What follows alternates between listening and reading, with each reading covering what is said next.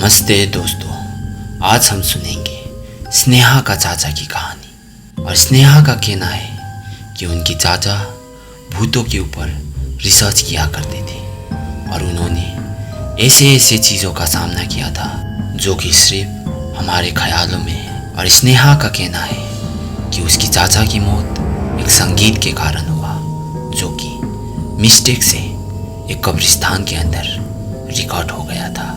तो बिना कहानी को लंबा करें, सीधे कब्रिस्तान से स्टार्ट करते हैं कि कैसे वो संगीत मिस्टेक से रिकॉर्ड हो गया और उसके बाद चाचा के साथ क्या हुआ।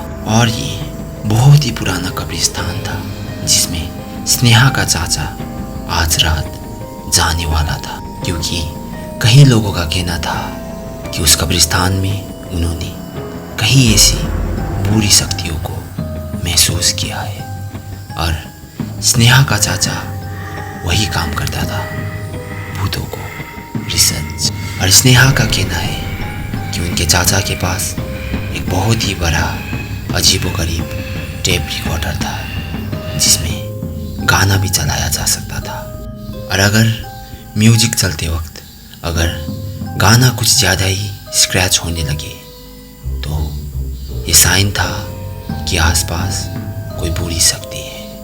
और इसी तरह से उनकी चाचा को ये सब पता चल जाता था।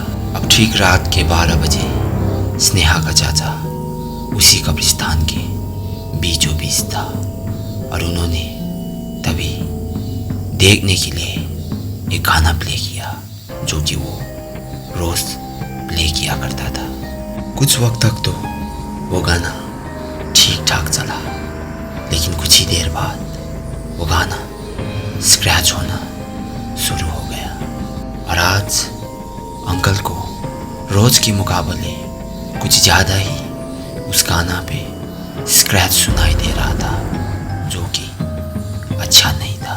अब ऐसा होते ही अंकल एकदम से डर गया और जैसे ही अंकल उस गाने को बंद करने वाला था और तभी अंकल को उस म्यूजिक के साथ एक और आवाज़ भी सुनाई देने लगा जो कि अंकल के लिए बिल्कुल भी अच्छा नहीं था।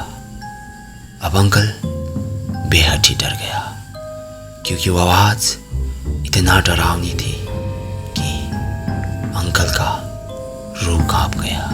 अब धीरे धीरे वो आवाज़ और भी बढ़ते जा रहा था और उस आवाज़ को अंकल बिल्कुल भी समझ नहीं पा रहे थे और अंकल का सर बहुत ही दर्द करने लगा और अंकल वहीं पे गिर गए। अब जैसे ही अंकल को होश आया, अंकल हॉस्पिटल पे थे और अंकल को पूछताछ करने के बाद अंकल ने ये सब कुछ बताया जो कि उनके साथ हुआ था।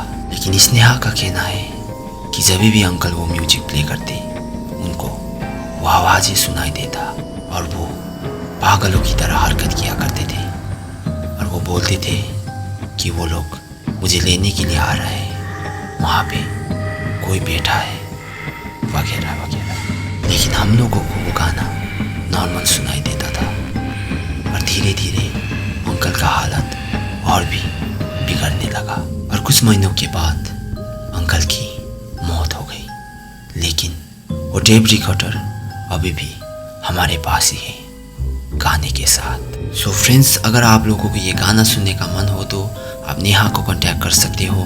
क्या पता आपको कुछ ऐसा सुनाई दे जो दूसरों को नहीं सुनाई देता। और अगर आप लोगों को ये कहानी पसंद आया हो तो हमारे चैनल को लाइक और सब्सक्राइब करना मत भूलिएगा, क्योंकि आप लोगों के लिए हम लाते रहते हैं ऐसे ही हॉरर कहानियाँ।